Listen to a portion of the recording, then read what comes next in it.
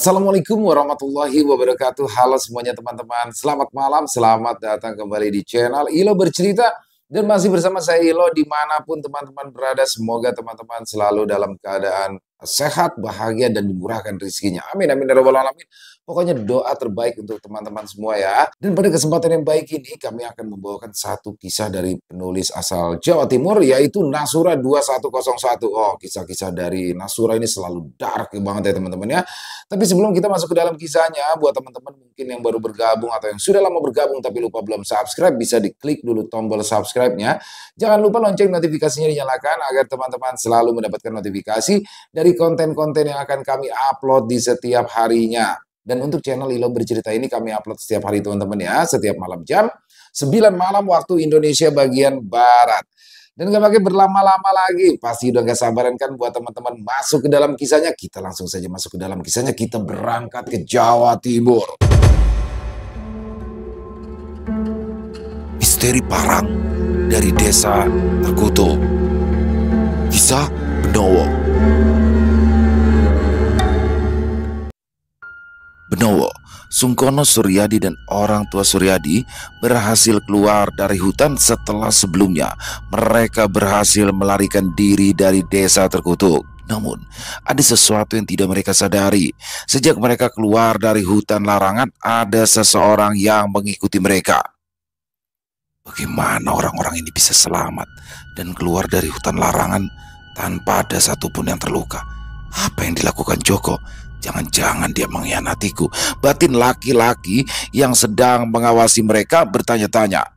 Orang ini terus mengikuti mereka hingga mereka sampai di rumah. Yang terakhir masuk rumahnya adalah Benowo.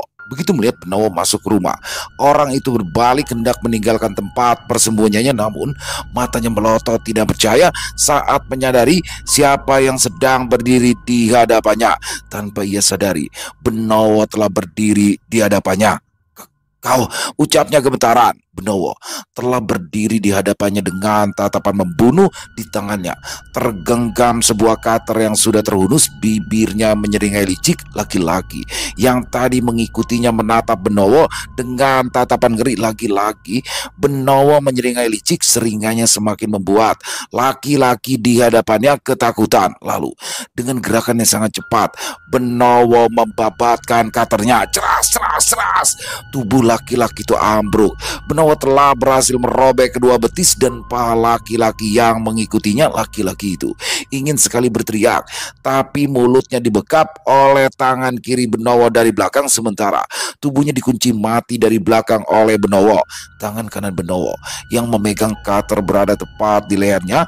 Laki-laki itu meronta-ronta ketakutan. Shh, diam, atau cutter ini akan memotong urat lehermu, ucap Benowo berbisik. Laki-laki itu langsung membeku. Lepas bajumu sekarang, ucap Benowo kemudian mengintimidasi. Suaranya masih berbisik, tapi laki-laki itu langsung membuka bajunya ketakutan, kemudian memberikannya pada Benowo. Aku akan melepaskan bekapanmu, tapi ingat, jangan bersuara apalagi berteriak, karena jika kau melakukannya, maka cutterku akan merobek lehermu. Demi mendengar ucapan Benowo, laki-laki itu langsung mengangguk berkali-kali. Setelah yakin bahwa laki-laki itu tidak akan bersuara, Benowo melepas bekapannya. Sebagai gantinya, ia mengikat mulut laki-laki itu dengan bajunya sendiri. Laki-laki itu semakin ketakutan. Ia meronta-ronta dan berhasil lepas dari cengkraman Benowo. Lalu ia mengesot mundur menjauhi Benowo. Belum lagi ia beringsut, tiba-tiba krak! Salah satu kakinya telah dipatahkan oleh Benowo. Laki-laki itu tampak menahan rasa sakit hingga bola matanya berair. Dalam hati ia mengumpat geram, bajingan, bajingan. Sementara mulutnya ia tutup rapat-rapat, Benowo tampak menyeringai puas. Sudah kukatakan jangan bersuara, kau malah berusaha melarikan diri, ucap Benowo beku. Itu hukuman karena kau berani melarikan diri. Tambahnya ekspresinya datar. Laki-laki itu kini menggigil antara takut dan sakit. Benowo melakukan sama persis seperti yang ia lakukan pada Joko. Lalu dengan gerakan yang sangat cepat ia menyentuh beberapa bagian tubuh laki-laki itu. Laki-laki itu langsung berubah menjadi patung. Setelah itu ia mengencangkan ikatan di mulut laki-laki itu. Barulah ia tersenyum puas. Benowo kembali meraih cutter-nya. Ia mendekatkan cutter itu ke daun telinga laki-laki yang telah mengikutinya. Lalu ceras, cutter di tangannya mulai menyayat daun telinga milik laki-laki yang telah mengikutinya hingga daun telinganya terlepas sempurna. Laki-laki itu tidak bisa bergerak dan tidak bisa berteriak, tapi air matanya mengalir menahan sakit. Benowo tampak tersenyum puas. Ia ngiting-ngiting daun telinga itu tepat di depan mata laki-laki yang telah mengikutinya sambil tersenyum puas. Darah masih menetes dari daun telinga yang telah terlepas itu, membuat laki-laki itu semakin menggigil. Pergilah. Jangan pernah kau menampakkan wajahmu di hadapanku lagi. Jika kita sampai bertemu lagi, maka aku akan menggorok lehermu. Jangan berani mengusikku, apalagi menyakiti kedua sahabatku, Suryadi ataupun Sungkono, dan siapapun yang ada di desa tempat tinggalku. Jika kau berani datang lagi, maka takkan kuampuni, ucap Benowo. Berucap lirih mengintimidasi. Di akhir kalimatnya ia melakukan gerakan yang sangat cepat, menyentuh beberapa bagian tubuh laki-laki yang mengikutinya. Laki-laki itu langsung limpruk dengan keadaan mengenaskan. Darah masih merembes dari bekas daun telinganya, membasahi dagu dan lehernya, juga dari beberapa bagian kakinya yang terluka. Benowo langsung meninggalkannya begitu saja. Laki-laki itu masih tampak menatap Benowo hingga tak terlihat. Barulah ia berani mengesot meninggalkan tempat itu. Bajingan, bocah tengik, umpatnya dalam hati penuh kebencian. Lihat saja, aku pasti menuntut balas atas kekurang ajaranmu. Ia masih tampak geram, tubuhnya terus mengesot perlahan meninggalkan tempat itu. Ia tampak menahan rasa sakit bercampur amarah yang membujak. Beralih kepada Suryadi dan orang tuanya. Begitu masuk rumah, Suryadi langsung masuk ke kamarnya. Kedua orang tuanya hanya bisa nembah dodo, menatap pintu kamar anaknya dengan tatapan terenyuh. Biarkan saja dulu, Bu. Berikan dia ruang, ucap sang ayah memulai percakapannya. Tapi Pak, Bu, ayo kasih dia ruang. Biarkan dia untuk sementara waktu. Sebaiknya ibu membersihkan diri dulu dan berganti pakaian. Bapak akan menyiapkan makanan, ucap ayah Suryadi mencegah istrinya yang hendak masuk ke kamar Suryadi. Akhirnya ibu Suryadi menuruti kata-kata suaminya, sementara ayah Suryadi sudah memulai menghidupkan tungku untuk menyiapkan teh hangat. Saat ibu Suryadi selesai mandi, ayah Suryadi sedang menuang air panas ke dalam gelas berisi teh celup. 3 buah gelas itu diisinya air satu persatu. Lalu menuang beras yang telah dicucinya ke dalam panci tempat tadi ia merebus air. Setelahnya ia membawa teh hangat ke kamar Suryadi. Tok tok tok. Ayah Suryadi mengetuk pintu. Leh, Bapak bikin teh panas buat kamu. Apa Bapak boleh masuk? Teriak ayah Suryadi. Nih, tidak ada jawaban. Leh, sedih boleh, marah juga ndak apa-apa, tapi teh buatan Bapak itu masih enak seperti biasanya, ucap ayah Suryadi lagi tapi tetap hening. Bapak masuk ya. Lalu sang ayah mendorong pintu perlahan. Suryadi tampak meringkuk di ranjang. Tubuhnya tampak semakin ringkih. Sang ayah berhenti sejenak setelah menutup pintu. Ia memandang anak semata wayangnya dengan tatapan sedih. Setitik air mata tampak jatuh lekas dihapusnya, lalu bergegas mendekati Suryadi, lalu meletakkan nampan yang dibawanya di nakas yang berada di samping tempat tidur. Bangunlah sebentar, minum teh buatan Bapak, lalu bersihkan dirimu, baru nanti kamu boleh tidur sepuasnya. Bapak tidak akan ganggu, ucap sang ayah lembut. Tak urung, Suryadi bangkit dan langsung memeluk ayahnya. Sedih boleh, marah juga tidak apa-apa, ucap sang ayah lagi sambil membalas pelukan Suryadi erat. Sesaat kemudian, sudah tampak Suryadi mengudar pelukan, lalu duduk di tepi ranjang dan meminum teh buatan ayahnya. Ia tampak menikmati setiap sesapan dari teh buatan sang ayah. Ia menghabiskan tehnya tanpa berucap sepatah kata pun. Pak, aku mau mandi, tapi gendong, ucap Suryadi. Tiba-tiba wajah sang ayah tampak terkejut. Sebentar kemudian ia tersenyum dan langsung merunduk di depan Suryadi. Ayo, ucapnya sambil menepuk kedua baunya. Suryadi langsung nemplok di punggung ayahnya. Sang ayah langsung berdiri membawa Suryadi keluar dari kamar dan langsung ke kamar mandi.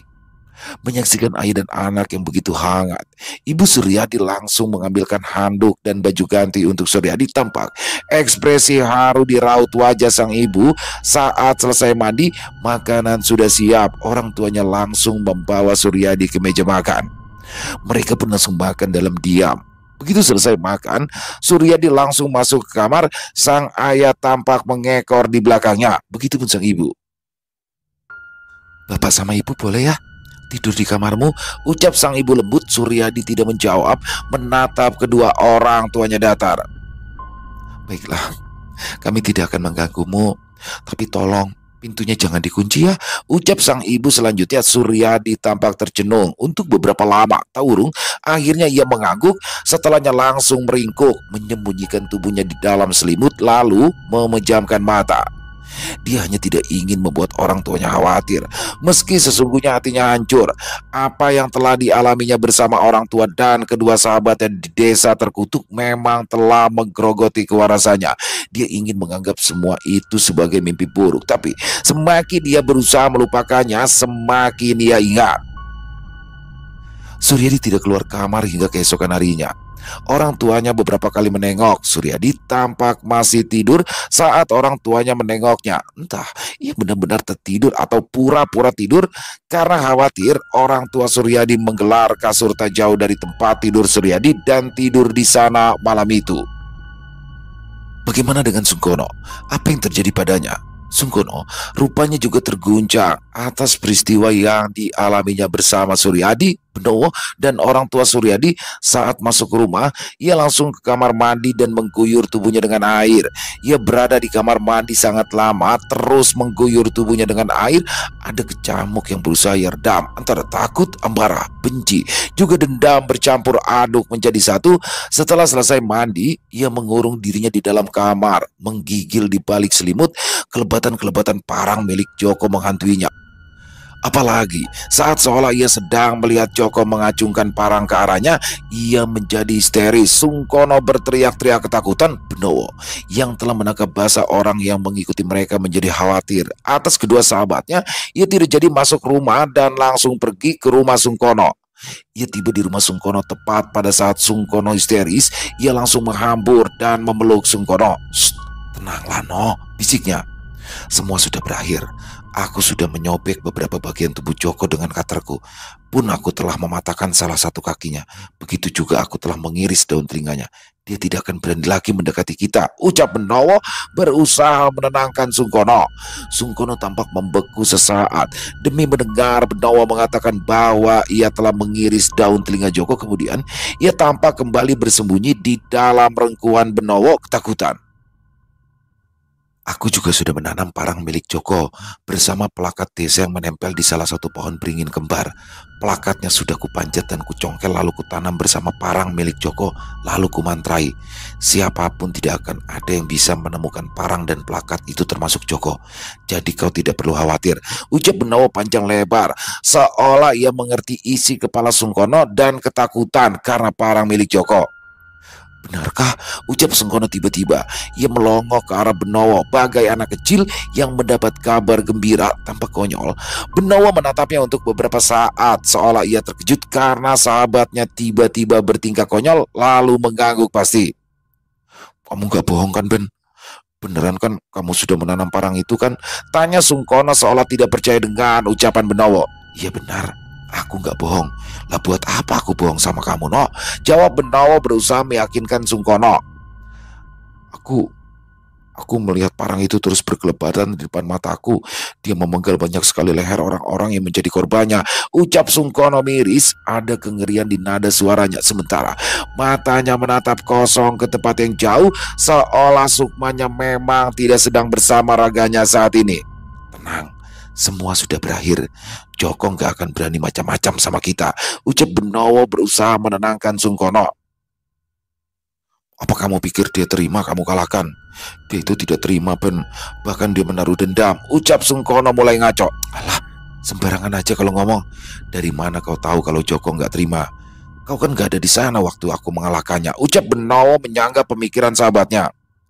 Coba pikir, orang sekelas Joko yang sudah menghabisi banyak korban, kamu pikir dia terima dikalahkan sama anak kecil sepertimu? Apa yang dikatakan Sungkono ada benarnya. Logikanya mungkin dia tidak akan terima. Tapi parangnya benar-benar telah kukubur lalu kumantrai. Lagian kalau benar dia mau balas dendam, dia bakal butuh waktu. Kalau mau balas dendam sama kita, pertama, dia harus pulih dulu. Kedua, dia bukan apa-apa dan bukan siapa-siapa saat parang itu tidak ada di tangannya.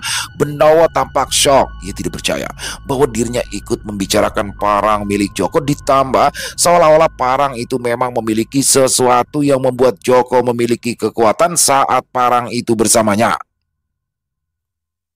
Parang itu terus memanggil-manggil namaku, Ben. Dia ingin aku mengambilnya. Dia bilang dengan parang itu di tanganku maka aku akan bisa menghabisi Joko. Jika Joko tewas ya tidak akan ada lagi yang mengancam kita. Deng!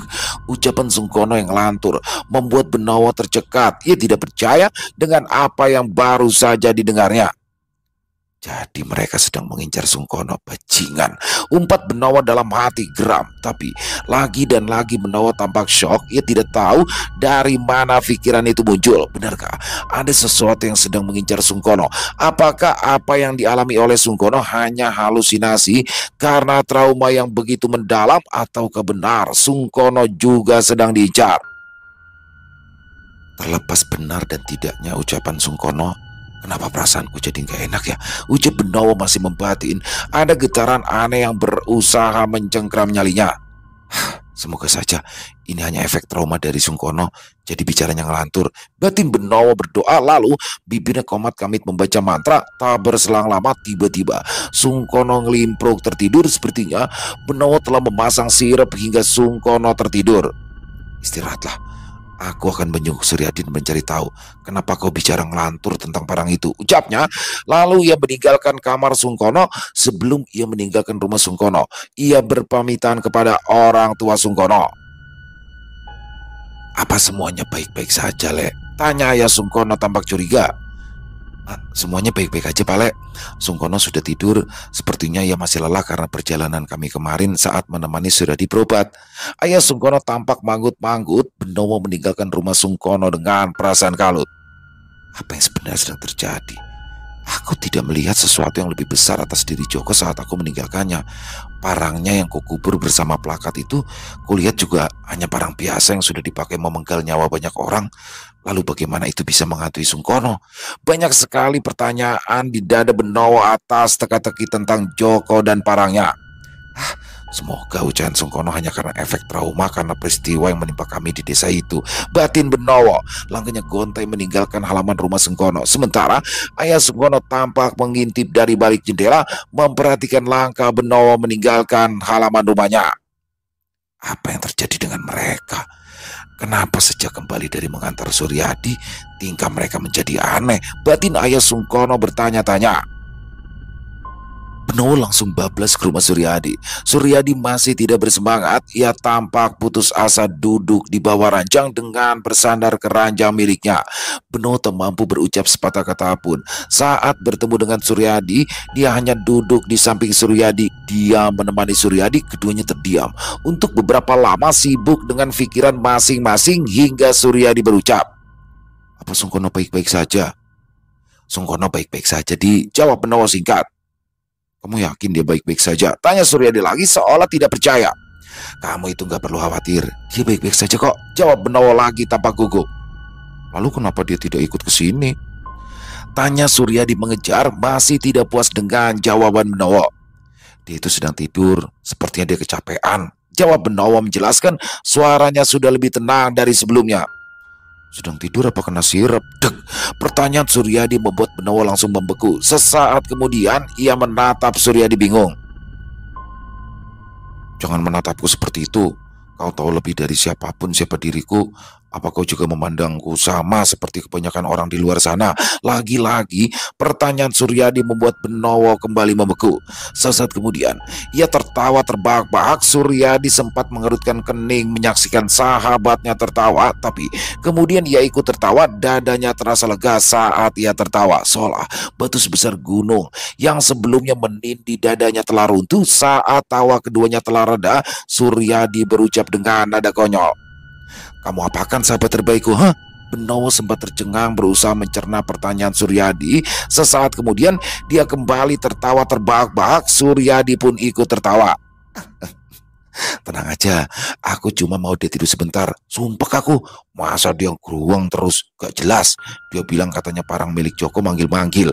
Jawab Benowo serius. Ada kengerian di sorot matanya saat mengucapkan kalimat itu. "Sepertinya parang itu memang menyukai Sungkono," gumam Suryadi hampir tak terdengar. "Maksudmu piye?" tanya Benowo penasaran. "Seandainya kamu tidak menyuruh Sungkono membawa kami pergi saat Joko mencegat kita dengan membawa parang itu, leher Joko pasti putus di tangan Sungkono dengan parangnya sendiri. Beruntung kau minta Sungkono membawa kami pergi dari tempat terkutuk itu secepatnya," ucapnya serius Benowo tampak tidak terkejut, karena memang itulah alasan Benowo meminta Sungkono membawa Suryadi dan orang tuanya pergi dari desa terkutuk itu saat Joko mencegat mereka. Baik Suryadi maupun Benowo memiliki penglihatan yang sama. Bedanya Suryadi selalu dicekam ketakutan dan belum dapat mengendalikan dirinya saat penglihatan itu muncul di hadapannya, sedangkan Benowo tidak pernah takut oleh apapun. "Apa kita perlu memberikan pagar gaib pada hutan itu supaya Sungkono tidak menemukan tempat itu lagi?" tanya Benowo tiba-tiba. "Hutan itu hutan larangan. Dia punya rahasianya sendiri. Jika memberi pagar gaib adalah bentuk usaha untuk melindungi Sungkono, begitu juga lebih baik. Sebaiknya ingatan Sungkono tentang hutan larangan dan kejadian di desa terkutuk itu juga ditutup saja, agar dia bisa cepat melupakan peristiwa. Sepertinya traumanya lebih parah dariku." Jawaban Suryadi meyakinkan Benowo tentang betapa berbahayanya parang milik Joko. "Lalu bagaimana denganmu? Apakah kamu baik-baik saja?" tanya Benowo penuh selidik. "Seperti yang kau lihat, peristiwa itu masih membuatku takut, tapi aku sudah agak lega karena sudah bicara denganmu. Oh ya, bersiaplah, sepertinya akan ada sesuatu yang lebih besar daripada kejadian di desa terkutuk itu." Deg, ucapan Suryadi mengalir ringan, membuat perasaan Benowo tidak nyaman. Ada sesuatu yang sangat hitam yang seolah tiba-tiba mengungkung nyalinya. "Apa itu masih ada hubungannya dengan Joko dan parang itu?" "Ya, sepertinya begitu. Joko tidak terima karena kau mengalahkannya. Lagi pula banyak orang seperti Joko di kampung kita ini yang bersembunyi di balik topeng mereka." Lagi-lagi kalimat demi kalimat yang diucapkan Suryadi membuat Benowo terkejut. "Banyak orang seperti Joko?" tanya Benowo tidak percaya. Suryadi hanya mengangguk pelan. Tatapannya menerawang jauh, seolah sukmanya sedang menelusuri jengkal demi jengkal dari kampungnya. "Aku memang masih takut karena ulah Joko, tapi kita nggak bisa tinggal diam. Lagi pula aku percaya kau bisa melindungiku," ucap Suryadi panjang lebar. "Ah, kamu tidak memerlukanku jika hanya melindungi dirimu sendiri," jawab Benowo nyaris bergumam, tapi cukup jelas didengar oleh Suryadi. "Kau memiliki kekuatan yang jauh lebih besar dariku, hanya saja kau belum menyadarinya," lanjut Benowo kemudian. "Lah, jari sopo? Lah piye to ki? Kan aku sih ngomong." Keduanya lalu tertawa terbahak-bahak. Suryadi tidak menyangka bahwa Benowo bisa membuatnya tertawa hingga terbahak-bahak lagi dan lagi. Suryadi merasakan beban di dadanya semakin berkurang. "Malam ini juga aku akan ke hutan larangan untuk memasang pagar gaib agar Sungkono tidak pernah bisa menemukan hutan itu lagi maupun parang milik Joko. Dan tugasmu adalah menghapus ingatan Sungkono tentang kejadian di desa terkutuk itu," ucap Benowo kemudian. Suryadi tampak tercenung. "Gimana aku menutup ingatannya?" tanyanya bingung. Benowo menatap Suryadi tajam lalu berucap, "Kau hanya perlu bertanya pada hatimu," jawab Benowo. "Sebelum ke hutan larangan, bawa Sungkono ke sini biar dia tidur di rumahku malam ini," ucap Suryadi kemudian, seolah sudah tahu bagaimana cara menutup ingatan Sungkono tentang kejadian di desa terkutuk. Benowo menyanggupi permintaan itu, dan begitulah malam itu Sungkono tidur di rumah Suryadi. Benowo yang mengantarkannya ke rumah Suryadi sebelum ia berangkat ke hutan larangan. Untuk beberapa waktu, baik Sungkono maupun Suryadi tidak ke sekolah maupun bermain dengan teman-temannya. Begitupun Benowo, ia tak terlihat ke sekolah maupun bermain dengan teman-temannya sesekali. Sungkono dan Benowo tampak keluar masuk rumah Suryadi dengan membawa seekor anjing. Anjing itu tampak garang, tinggi besar seperti anjing pelacak milik polisi terkadang. Mereka bertiga tampak bermain di halaman belakang rumah Suryadi bersama anjing tersebut. Mereka tampak riang. Trauma pada diri Suryadi dan Sungkono perlahan memudar. Meski terkadang tatapan keduanya tiba-tiba tampak kosong, tapi kebersamaan mereka bertiga membuat fokus mereka teralihkan. Sungkono masih sering bermimpi tentang parang milik Joko, tapi keberadaan kedua sahabatnya membuat fokus Sungkono teralihkan. Oh ya, rencananya kapan kalian akan balik sekolah lagi? Tanya Benowo tiba-tiba. Belum tahu. Kamu sendiri gimana? Jawab Sungkono tampak malas, sementara Suryadi tidak menjawab, hanya tampak berhenti dari aktivitasnya lalu memperhatikan kedua sahabatnya. Aku sepertinya besok sudah harus balik ke sekolah karena izin cutiku sudah berakhir, jawab Benowo datar. Sepertinya aku ingin pindah sekolah saja. Bagaimana dengan Mudi? Jawab Sungkono kemudian. Biarlah aku tinggal di sekolah yang lama saja, Nok. Toh di tempat baru aku pasti bakal menghadapi masalah baru. Itu bakal lebih berat buatku. Aku juga nggak tahu masalah seperti apa yang mesti ku hadapi di sana. Di sekolah yang lama paling tidak aku sudah tahu mesti berhadapan dengan siapa, jawab Suryadi datar bahkan terkesan putus asa. Kedua sahabatnya tampak tercenung. Apa yang diucapkan Suryadi benar adanya. Jika ia pindah sekolah maka itu akan lebih berat untuknya. Jika kau nggak ingin pindah sekolah, aku juga enggak, ucap Sungkono menanggapi kalimat Suryadi. Kalau gitu besok kita sekolah ya, ucap Suryadi sumringah. Kamu yakin, Di? Alih-alih menjawab pertanyaan Suryadi, Sungkono malah balik mengajukan pertanyaan. Ya yakinlah, kan ada kamu yang selalu bersamaku, jawab Suryadi membuat Sungkono tersenyum. Keseriusan mereka tiba-tiba terganggu oleh gonggongan anjing milik Benowo. Anjingmu? Dia kenapa, Ben? Tanya Suryadi kaget. Dia langsung berlari mendekati anjing itu diikuti oleh Sungkono dan Benowo. Hi, kamu kenapa? Ucap Suryadi sambil berusaha menenangkan anjing itu. Anjing itu masih saja menyalak saat Sungkono dan Benowo mendekat. Dia kenapa ya? Tanya Sungkono bingung.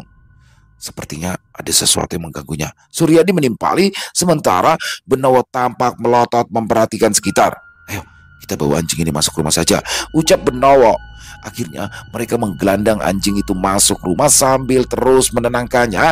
Setelah berada di dalam rumah, anjing itu tampak lebih tenang. Sore itu, Benowo dan Sungkono pulang dari rumah Suryadi dan meninggalkan anjing itu di rumah Suryadi. Tanpa mereka sadari, sesosok bayangan misterius sedang mengawasi mereka dari luar rumah. Begitulah, tiga bocah itu akhirnya balik lagi ke sekolah keesokan harinya. Ada yang baru dari mereka.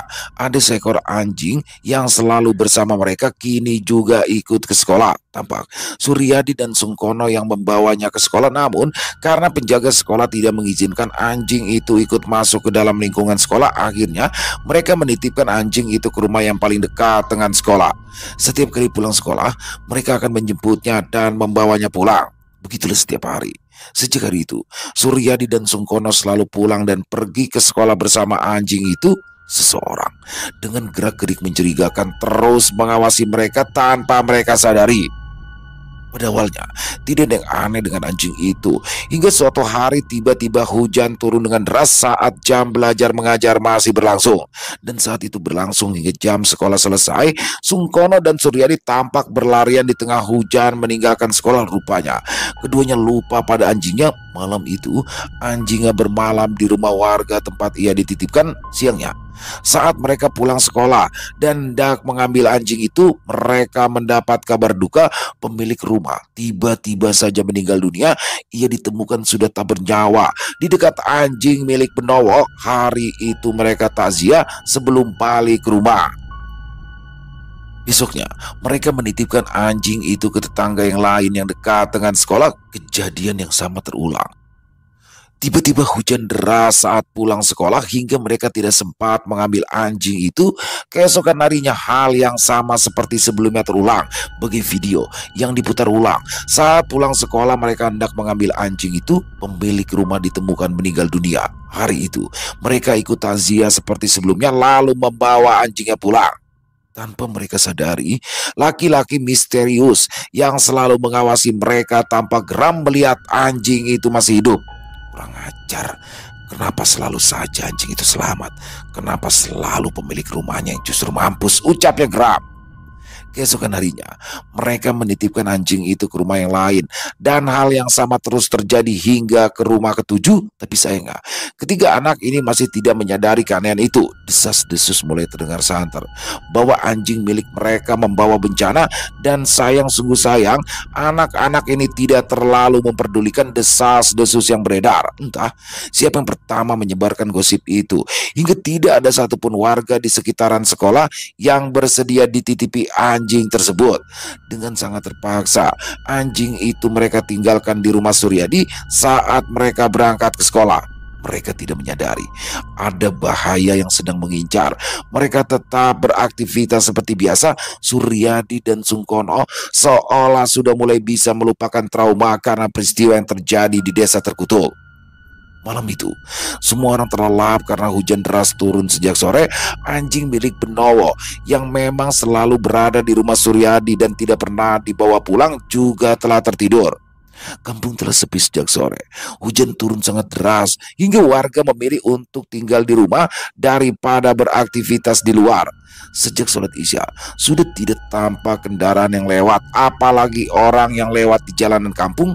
Kampung itu benar-benar hening. Lampu-lampu rumah warga juga sudah dimatikan. Warga memilih tidur lebih awal dan bersembunyi di balik selimut karena cuaca memang sangat dingin. Begitupun Suryadi dan orang tuanya. Tanpa mereka sadari, laki-laki yang selama ini mengawasi mereka mengendap-endap masuk pekarangan rumah Suryadi sambil membawa parang di tengah hujan yang lebat. Tampak kecantikan karena salah satu kakinya tidak bisa menyangga tubuhnya dengan benar. Mungkin karena pernah patah dan tidak bisa pulih seperti sedia kala. Tangan kanannya menyeret parang. Tidak memperdulikan hujan deras yang mengguyur tubuhnya. Terus berjalan sambil menyeret parangnya mendekati rumah Suryadi. Tapi di depan pintu, tiba-tiba anjing milik Benowo mencegatnya dan anjing itu menyalak lalu menyerangnya. Keduanya bergumul saling serang. Anjing milik Benowo tampak ganas. Keduanya berkelahi dengan sengit. Tapi sayang, segala kegaduhan itu tidak terdengar oleh pemilik rumah. Mereka dipeluk lelap, ditambah suara hujan deras yang memang mengaburkan suara gaduh yang mereka timbulkan. Tambak anjing milik Benowo mulai terdesak. Tapi beberapa kali anjing milik Benowo berhasil mencabik laki-laki tersebut. Namun laki-laki itu berhasil melepaskan diri dan berbalik menyerang. Anjing milik Benowo sempat terpental beberapa kali dan hampir terkena sabetan parang. Keduanya tidak menyerah, masih sama-sama ganas. Hingga di satu kesempatan lelaki pincang itu akhirnya terkapar dengan tubuh bersimbah darah. Perutnya robek cukup dalam, membuatnya tidak mampu bangun lagi. Tampak luka yang mengalirkan darah di beberapa bagian tubuhnya yang lain bekas gigitan anjing milik Benowo. Keadaan anjing milik Benowo tak kalah mengenaskan. Anjing itu tampak terkapar dengan kepala hampir putus karena sabetan parang dari lawannya. Anjing milik Benowo sempat berkelojotan untuk beberapa saat hingga akhirnya tidak bergerak lagi. Darah dari tubuh anjing itu mengalir deras, membuat genangan darah yang tampak merah meski telah diguyur hujan. Sementara lawannya tampak mengesot meninggalkan halaman rumah Suryadi.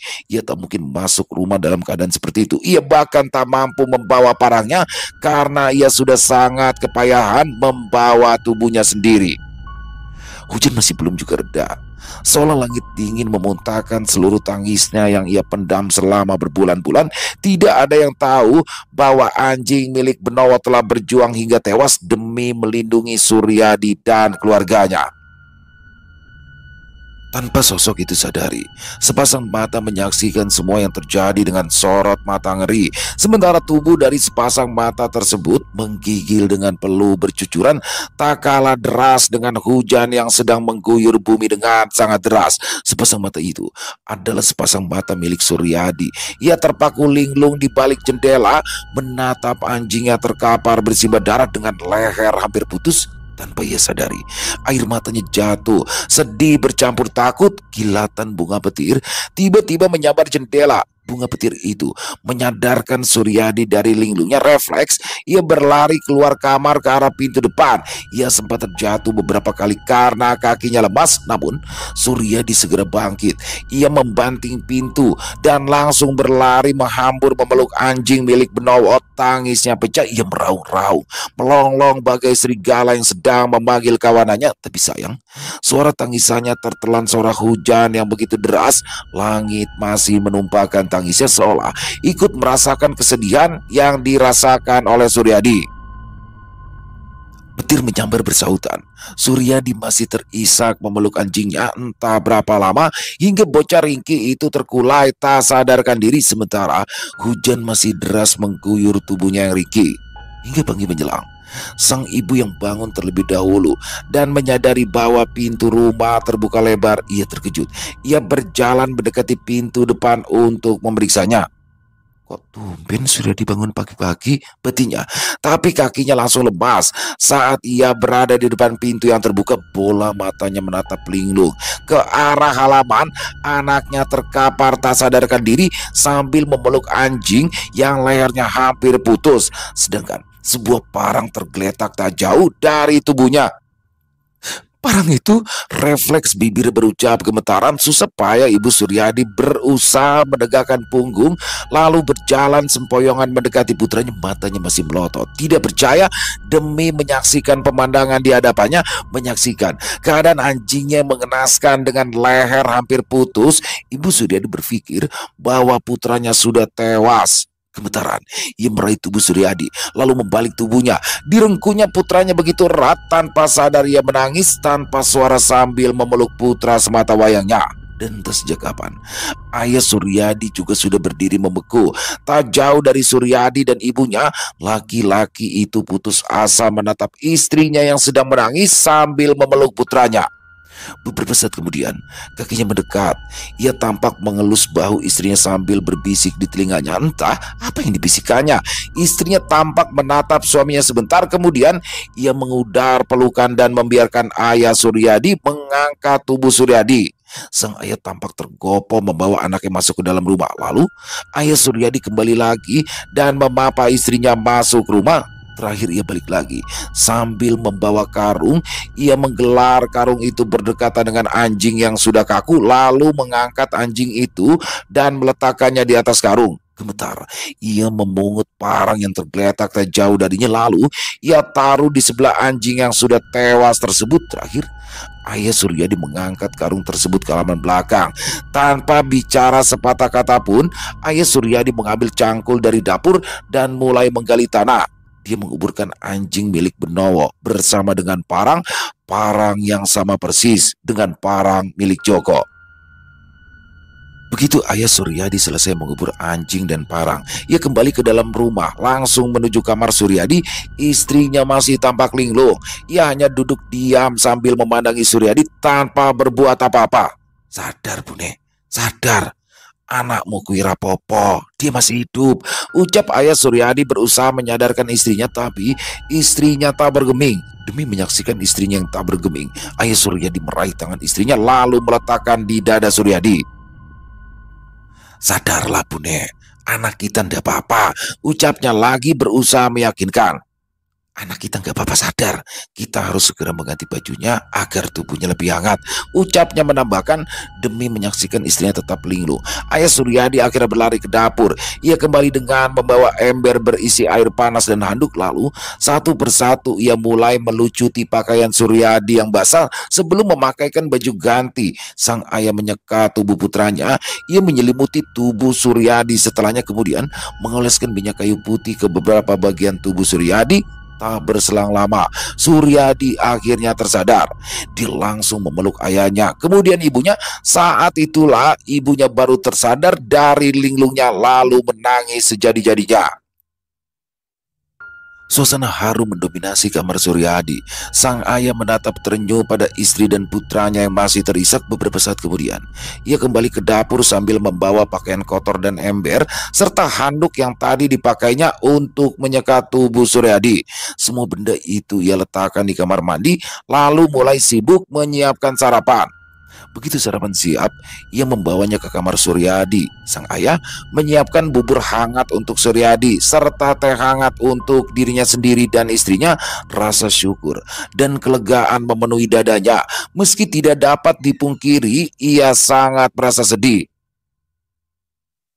Kenapa cobaan demi cobaan hidup seolah tak ada habisnya melingkupi hidup putraku? Ucapnya sedih dalam hatinya bertanya-tanya. Apa sesungguhnya apa yang telah terjadi di halaman rumah? Bagaimana parang itu bisa ada di halaman rumahku? Pasti parang itu yang telah membabat anjing itu sampai tewas. Tapi siapa pelakunya? Batinnya bingung. Tidak mungkin anakku. Meski benar hanya dia yang berada di sana, tapi ayah Surya tampak shock dan refleks. Ia menutup mulutnya dengan telapak tangan. Ia menatap Suryadi penuh selidik. Tidak mungkin. Tepisnya entah pikiran apa yang melintas di benaknya hingga ia begitu gugup. Pak, Bu, aku boleh minta sesuatu enggak? Ucap Suryadi serius mengagetkan ayahnya. Tentu saja, Le. Jawab orang tuanya hampir bersamaan. Nanti kalau Sungkono kesini tolong rahasiakan apa yang terjadi pagi ini. Tolong ya, ucap Suryadi memohon. Orang tuanya saling pandang untuk sesaat kemudian mengangguk ragu. Terutama tentang parang itu, dia tidak boleh tahu, ucap Suryadi lagi. Memangnya kenapa Tole? Sungkono itu kan temanmu, tanya sang ibu penasaran. Iya Le, masa kamu akan menyembunyikan rahasia sebesar ini dari... Rahasia opo toh? Pagi-pagi kok sudah main rahasia-rahasiaan. Tiba-tiba Sungkono sudah muncul memutus ucapan ayah Suryadi. Wajah Suryadi dan orang tuanya langsung bias, bingung, tak tahu mesti menjawab apa. Namun tiba-tiba Suryadi tertawa terbahak-bahak. Sudahlah, gak usah nanya. Kan bukan rahasia kalau kamu tahu, ucap Suryadi kemudian. Orang tua Suryadi kemudian meninggalkan kamar Suryadi. Sedang Sungkono masih mencecar Suryadi dengan pertanyaan tentang apa yang Suryadi rahasiakan. Aku tahu kok apa yang dia sembunyikan. Tiba-tiba Benowo sudah ada di antara mereka berdua. Suryadi dan Sungkono tampak terkejut. Loh, kamu kok nggak pakai seragam? Kamu nggak sekolah, Po? Tanya Sungkono. Aku mau bolos bareng Suryadi. Malas ke sekolah hujan-hujan gini. Mending aku sembunyi di balik selimut, jawab Benowo sambil melompat ke tempat tidur. Suryadi tampak kegirangan demi melihat Benowo melompat ke tempat tidurnya. Loh, kalian sudah janjian ya? Tanya Sungkono bingung tampak konyol. Menurutmu? Jawab Benowo membuat Sungkono makin bingung. Kapan janjiannya? Tanya Sungkono makin penasaran. Kemarin lah, jawab Suryadi dan Benowo hampir bersamaan. Hujannya baru turun semalam. Bagaimana kalian tahu kalau hujan akan turun? Sungkono makin bingung lalu hening. Baik Suryadi maupun Benowo bingung mesti ngasih tahu apa. Tapi akhirnya Benowo berucap, ngapain sih kamu musingin kami? Janjiannya kapan? Kamu mau ikut bolos sekolah bersama kami atau mau sekolah sendirian? Sungkono tampak bingung, tapi tak urung ia melempar tasnya serampangan lalu melepas sepatunya dan melompat ke tempat tidur. Riuh rendah suara mereka bertiga menghangatkan suasana rumah Suryadi yang tadi singlu.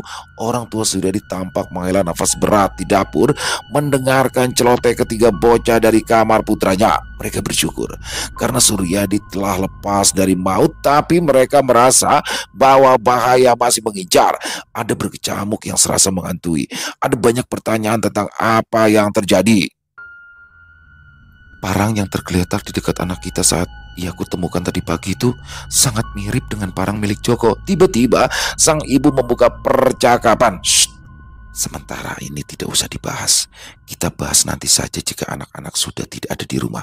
Takut mereka dengar, jawab ayah Suryadi. Tanpa mereka ketahui, pagi itu kampung tempat tinggal Suryadi telah gempar karena di ujung desa dekat hutan ditemukan mayat dengan kondisi mengenaskan. Banyak luka gigitan di beberapa bagian tubuhnya yang tampak terkoyak. Diperkirakan orang tersebut meninggal karena kehabisan darah. Warga berkerumun di tempat kejadian, mulai bergosip dan membicarakan tentang mayat laki-laki tersebut. Pada umumnya, warga mengira jika ia adalah pemburu yang berkelahi dengan hewan buruannya. Tidak ada satu warga pun yang mengenal laki-laki tersebut. Ayah Suryadi yang mendengar kabar tentang ditemukan mayat tadi kenal di ujung desa dekat hutan, segera menuju ke tempat kejadian. Sebelum pergi, ayah Suryadi berpamitan pada Suryadi dan kedua temannya. Jangan kemana-mana, jaga ibumu, bapak keluar sebentar. Karena penasaran ayahnya mau pergi kemana, Suryadi pun bertanya pada sang ibu. Demi mendengar jawaban ibunya, Suryadi mengajak kedua temannya menyusul bapaknya.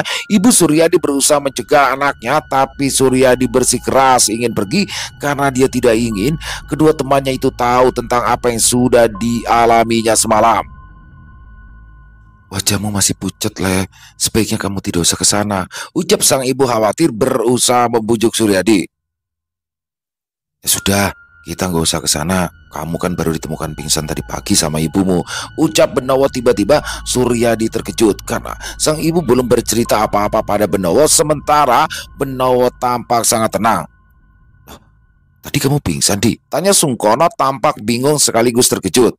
Oh, jadi ini yang kalian rahasiakan dariku, ucap Sungkono lagi. Tanpa memperdulikan pertanyaan Sungkono, Suryadi langsung meraih tangan ibunya lalu diciumnya, kemudian ngeloyor meninggalkan mereka semua. Akhirnya Benowo mengikuti apa yang dilakukan Suryadi, mencium tangan ibu Suryadi lalu berlari menyusul Suryadi. Tak urung, Sungkono pun melakukan hal yang sama. Ketiga bocah itu bergegas tengah berlari menuju tempat di mana mayat laki-laki itu ditemukan. Saat mereka datang, mayat laki-laki itu sedang dipotret oleh petugas medis. Suryadi langsung menyeruak di tengah kerumunan. Dia bisa melihat dengan jelas laki-laki itu karena tepat berada di hadapannya. Suryadi memang berhasil menyeruak dan berdiri paling depan. Matanya melotot tidak percaya demi menyaksikan siapa laki-laki itu. Joko, refleks bibir berucap lirih. Suryadi tampak gemetaran. Ia melotot tak berkedip menelisik setiap luka di tubuh laki-laki yang ia sebut Joko. Kejadian yang disaksikannya semalam dari jendela kamarnya seolah diputar ulang. Pertempuran sengit antara anjing milik Benowo yang dititipkan di rumahnya dengan sosok yang tak dikenal. Bagaimana anjing milik Benowo berhasil melukainya beberapa bagian tubuh sosok yang bertarung dengannya sebelum akhirnya tumbang dengan leher yang hampir putus. Semua ingatan itu membuat kepala Suryadi tiba-tiba sangat sakit. Bumi seolah berputar, membuat kepalanya semakin sakit. Ia terus berusaha mengingat apa yang terjadi semalam dan membandingkan dengan luka di tubuh laki-laki yang ada di hadapannya yang ia sebut Joko. Matanya semakin melotot tidak percaya. Rasa sakit di kepalanya semakin mendera. Semua luka di tubuh Joko sama persis di mana anjing milik Benowo melukainya. Jadi benar yang membunuh anjing itu adalah Joko. Batinnya bingung, seolah ia masih belum percaya dengan ingatannya. Ia masih belum percaya meski semua fakta di hadapannya menunjukkan bukti bahwa laki-laki yang ia sebut Joko adalah sosok yang telah membunuh anjing milik Benowo. Kepala Suryadi makin terasa sakit. Bumi makin terasa berputar lebih cepat hingga tanpa ia sadari tubuhnya limbung. Tubuh Suryadi membentur tanah. Orang-orang yang sedang berkerumun sangat terkejut menyaksikan tubuh Suryadi yang limbung tiba-tiba. Sementara Benowo dan Sungkono juga terpaku menatap ke arah mayat laki-laki sedang dimasukkan ke dalam kantong mayat. Dengan tatapan ngeri, bibir keduanya refleks berucap, "Joko."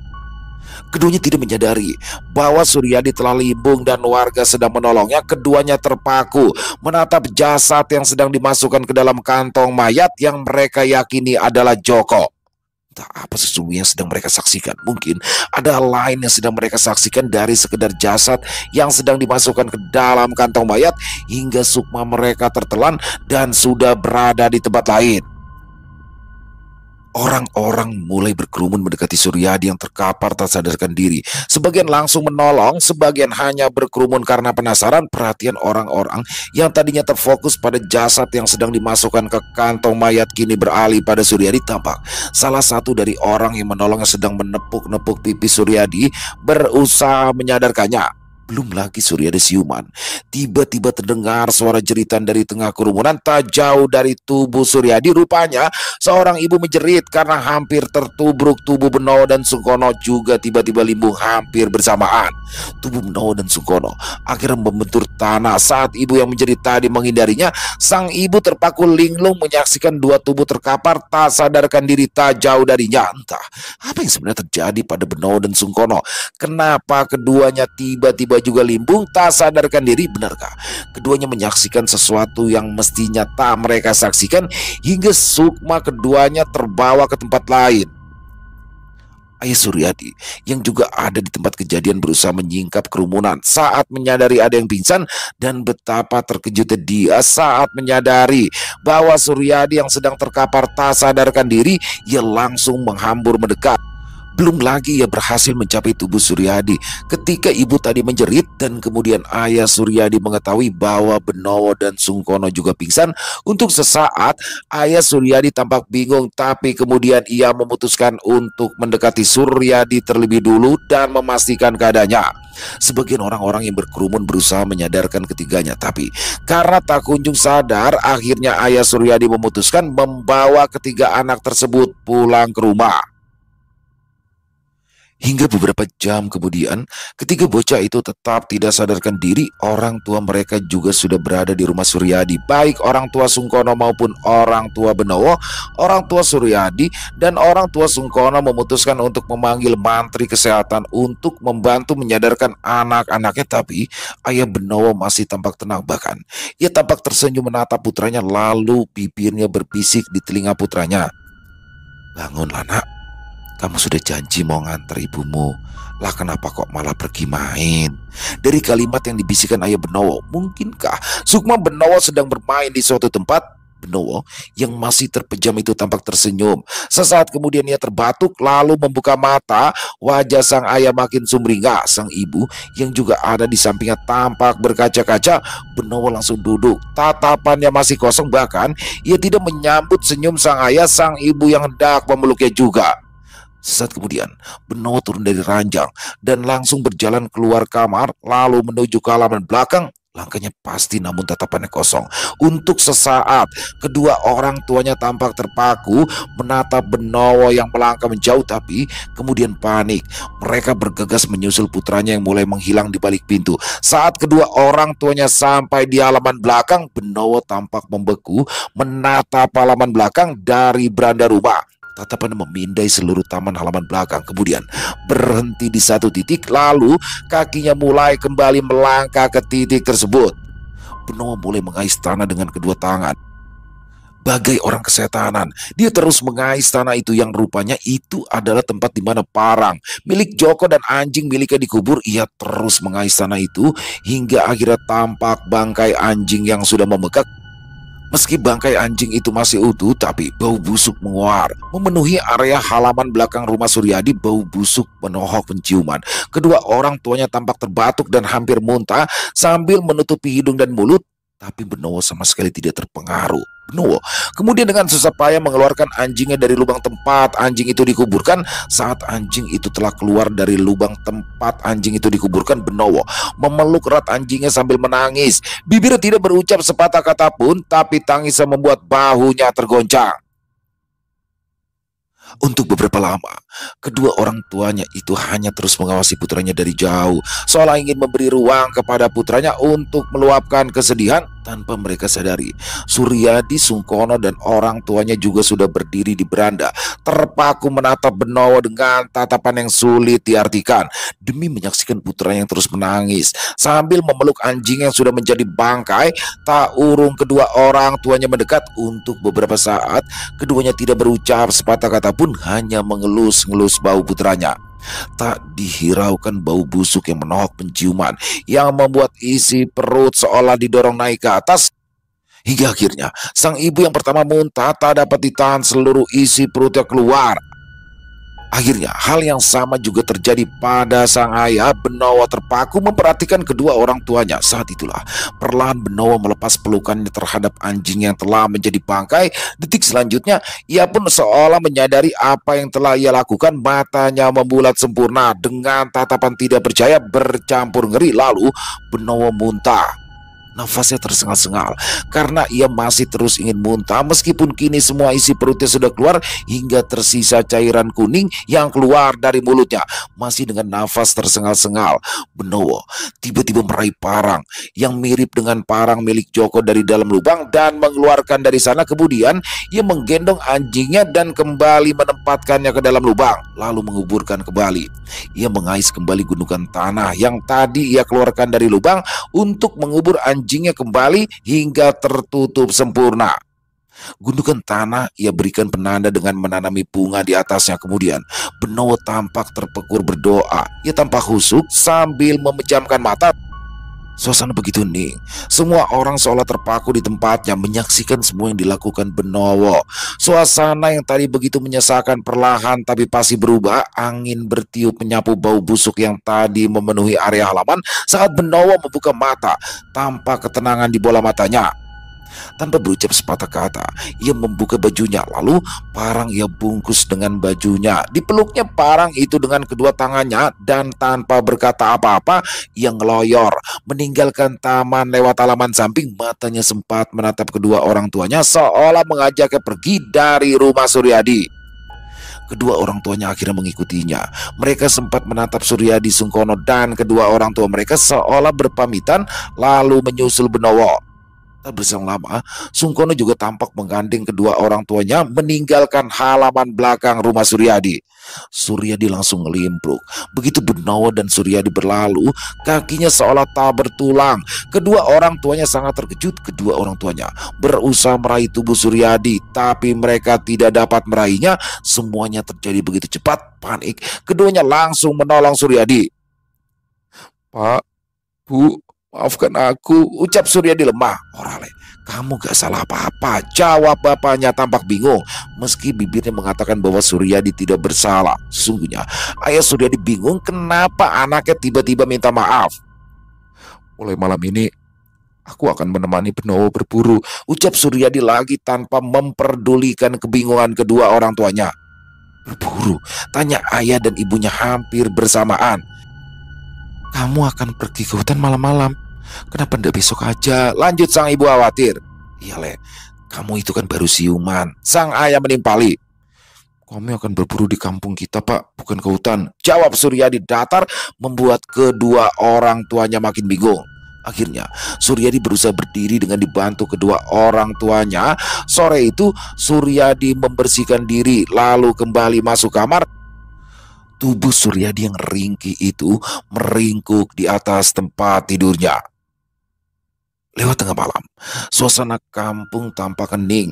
Pintu-pintu rumah penduduk telah tertutup, lampu-lampu rumah warga juga telah padam. Sementara jalanan kampung lengang dan gelap tanpa cahaya. Bulan sabit tampak datang dan pergi, sesekali tertutup awan hitam.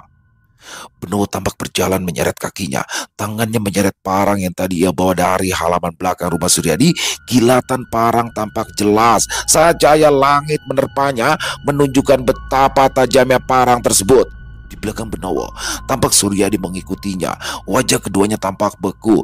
Kilatan-kilatan bola mata keduanya tampak seram. Aura kemarahan bercampur aura membunuh tampak jelas menguar dari kedua bocah ini. Dendam kesumat memang telah menguasai keduanya. "Aku sudah memperingatkan kalian agar tidak muncul lagi di hadapanku. Namun kalian malah membantai anjingku. Sekarang jangan harap aku akan menyisakan satupun dari kalian." Batin Benowo geram penuh dendam. Mereka berdua masih menyusuri jalanan kampung yang begitu hening. Malam itu lebih sepi dari biasanya, seolah kampung itu terkena sirep. Sesuatu yang sangat hitam mengungkung, menjadikan kampung itu bagai kampung mati. Rumah-rumah warga tanpa penerangan. Malam itu terjadi pemadaman total. Entah kebetulan atau sengaja ada yang memadamkan listrik. Hewan ternak pun seolah dibungkam oleh kegelapan hingga tidak ada yang bersuara. Jangkrik dan binatang malam lainnya ikut membisu. Ada yang aneh dari kedua bocah ini. Pinggang mereka diikat sebuah tambang besar sebesar tongkat pramuka yang jika ditelusuri tambang itu mengarah ke sebuah gudang di belakang rumah Benowo. Tambang itu terikat pada sebuah peti mati yang tertanam di dalam gudang tersebut. Tepian peti mati tersebut berlubang membentuk seperti jeruji besi, mirip jeruji besi untuk penjara dengan ukuran yang disesuaikan dengan ukuran peti mati tersebut. Tambang itu terikat kuat dengan jeruji-jeruji tersebut. Sementara di tangan kiri mereka masih tergulung tebal sisa tambang itu hingga keduanya masih leluasa berjalan lebih jauh. Entah untuk apa keduanya mengikat tubuh mereka dengan tambang tersebut. Di sebuah rumah penduduk, keduanya tampak berhenti. "Kamu melihatnya?" tanya Benowo tiba-tiba. "Ya, aku melihatnya, Ben.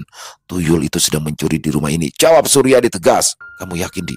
"Aku yakin," jawab Suryadi lagi. "Oke, kita eksekusi. Apa kamu akan membinasakannya? Bagaimana menurutmu? Kita tangkap hidup-hidup atau kita binasakan?" Kamu pikir mereka bisa dibinasakan? Setahuku sih tidak bisa. Tapi parang milik Joko ini bisa jadi penjara buat mereka. Ucapan Suryadi membuat Benowo tercengang. Kamu yakin, Di? Tanya Benowo tidak percaya. Yakin 100%. Coba saja kalau tidak percaya. Caranya, tanya Benowo bingung tanpa berucap sepatah kata pun. Ia meraih parang dari genggaman Benowo lalu. Dengan gerakan yang sangat cepat, Suryadi menggores telapak tangannya sendiri. Seret, prang!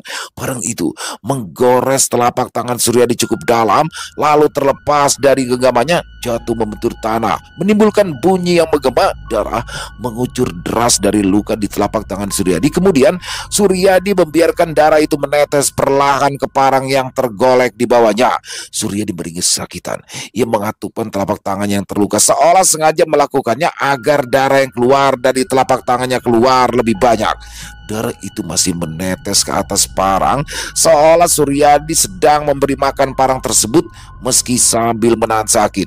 Sudah sangat banyak darah Suryadi yang tertumpah membasahi sisi parang yang menghadap ke atas, tapi tidak terjadi apa-apa. Sementara Benowo membeku di tempatnya seolah tubuhnya terpaku dengan tanah tempatnya berpijak, matanya melotot dengan tatapan ngeri. Dia menyaksikan semua yang dilakukan Suryadi tanpa berusaha mencegah entah apa yang difikirkannya. Dia sengaja membiarkannya atau sesungguhnya ia terhipnotis oleh kelakuan Suryadi. Waktu terus berlalu, hanya bunyi darah Suryadi yang menetes membasahi parang memecah kesunyian. Saking heningnya suasana malam itu, suara darah Suryadi yang menetes ke atas parang terdengar nyaring. Namun, seolah hal ini tidak berpengaruh sama sekali terhadap Benowo. Ia tetap saja berdiri mematung dengan tatapan datar hingga tanpa disadari oleh Benowo, tubuh Suryadi tiba-tiba limbung membentur tanah. Suryadi yang masih dalam kondisi tersadar bernafas tersengal-sengal, tangannya berusaha menggapai tubuh Benowo yang masih berdiri mematung. Aura hitam di sekitaran mereka semakin pekat. Suasana makin hening, bahkan suara gemerisik dedaunan seolah hilang pergi begitu saja. Angin seolah berhenti berembus. Hanya suara nafas Suryadi yang tersengal-sengal terdengar memburu. Benowo masih membeku, tatapannya masih datar. Beberapa saat kemudian, masih dengan ekspresi datar, tiba-tiba Benowo meraih parang yang tergeletak di tanah. Lalu dengan gerakan yang sangat cepat, ia membabatkan parang di tangannya ke arah beberapa titik. Pada saat itulah, tampak beberapa bocah cebol tanpa pakaian terkapar di sekitaran titik tempat Benowo membabatkan parangnya. Benowo menjeringai puas. Begitupun Suryadi, senyum keduanya licik penuh kemenangan. Lagi-lagi dengan ekspresi datar, Benowo melangkah tenang mendekati salah satu bocah cebol. Lalu dengan gerakan yang sangat cepat, ia menggoreskan parangnya ke tubuh bocah cebol tersebut. Bocah cebol itu mengerang kesakitan. Bukan darah yang keluar dari bekas lukanya, tapi tubuhnya yang terluka langsung melepuh seolah terbakar dan mengeluarkan asap hitam.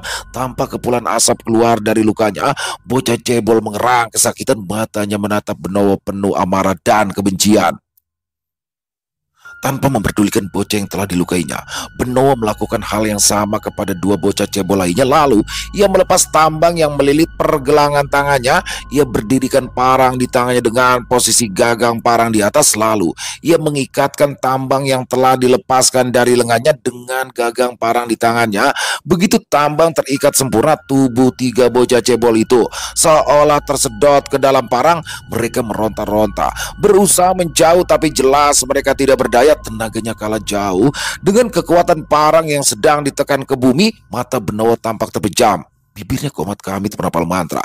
Tiga bocah cebol masih tampak berusaha keras melarikan diri dari parang yang masih ditekan kuat ke bumi oleh Benowo. Tapi lambat laun Benowo merasakan ada yang aneh dari parang yang sedang ditekannya. Perlahan namun pasti, Benowo merasakan parang yang sedang ditekannya seolah sedang menyedot energinya makin lama makin kuat hingga Benowo terhuyung. Suasana di tempat itu makin hening. Aura hitam makin pekat mengungkung. Pergulatan antara Benowo dan parang yang terjadi semakin sengit. Setelah itu, banyak sekali bayangan hitam dari segala arah yang menghantam parang di tangan Benowo. Hantaman demi hantaman yang timbul karena banyaknya makhluk hitam mirip kepulan asap hitam yang berbentuk bayangan manusia membuat parang itu oleng. Begitu pula tubuh Benowo. Menyadari ada yang tidak beres, Benowo meraih parang tersebut lalu menggenggam erat. Parang itu malah semakin menyedot energinya hingga Benowo dibawa lari ke sana kemari oleh parang di tangannya. Suryadi menyaksikan Benowo mulai dikendalikan oleh parang itu. Susah payah bangkit berusaha menegakkan punggung. Ia kumpulkan tenaga yang tersisa, meraih tubuh Benowo dengan cara merengkuh pinggangnya, lalu mulai membawanya melangkah mundur ke arah dari mana tadi mereka berasal, yaitu ke arah gudang di belakang rumah Benowo. Demi menyaksikan Suryadi berusaha menyelamatkannya, Benowo pun makin berusaha keras menurut kepada Suryadi. Anehnya, parang di tangannya tidak mau lepas dari genggamannya, seolah parang itu telah terpaku dengan telapak tangannya. Berkali-kali keduanya tersungkur, tapi keduanya tidak putus asa. Begitu tersungkur, mereka berdua bangkit lagi. Malam itu menjadi malam yang panjang, namun kekuatan parang makin lama makin jauh di atas angin. Tenaga keduanya makin tersedot. Akhirnya keduanya tersungkur dan tidak bisa bangkit lagi. Di saat kritis itulah Benowo ingat apa yang dilakukan Suryadi di awal sebelum ia bisa menemukan 3 bocah cebol yang mereka yakini sebagai tuyul. Dengan sisa-sisa tenaga yang dimilikinya, Benowo meletakkan telapak tangan kirinya di bagian yang tajam dari parang tersebut. Sret! Darah segar mengucur deras membasahi parang. Benowo menggenggam bagian parang yang melukai telapak tangan kirinya makin erat hingga darah mengucur semakin banyak.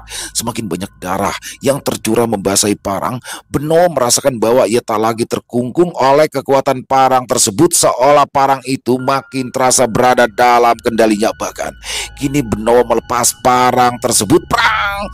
Parang terlepas dan jatuh mengempas tanah.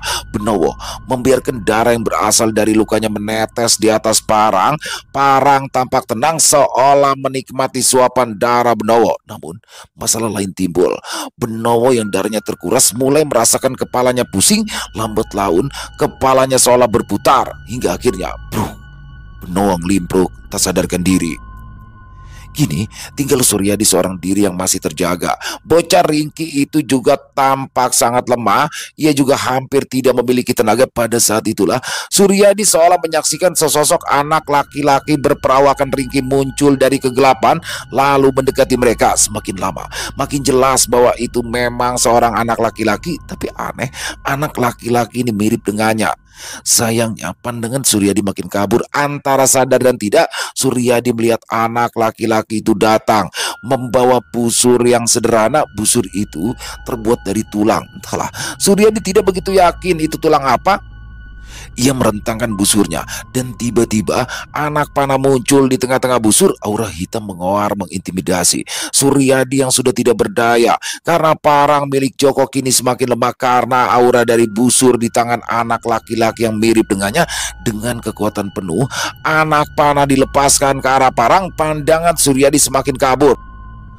Masih sempat ia mendengar samar-samar sebuah hantaman yang sangat kuat terjadi, seolah dua senjata yang memiliki kekuatan dahsyat sedang beradu. Anak panah menghantam parang.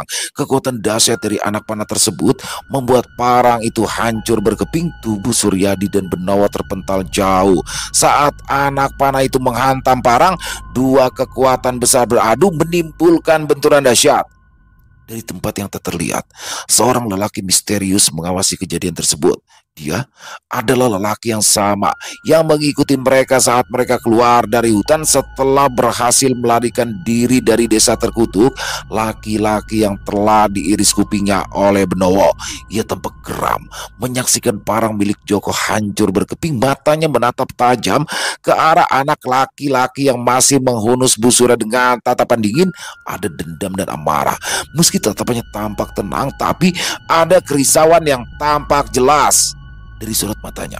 Namun detik selanjutnya tatapan dingin itu berubah menjadi tatapan ngeri bercampur takut saat anak laki-laki itu mengarahkan busur ke arahnya. Bibir bocah itu tersenyum beku. Anak panah itu melesat dengan cepat hendak menembus dada laki-laki itu, tapi ia berhasil menangkapnya. Sedetik kemudian ia muntah darah dan tersungkur. Belum lagi ia bernafas, anak panah yang lain menembus dadanya. Merasa tak dapat menandingi kekuatan sang bocah, ia langsung menghilang di kegelapan, melarikan diri.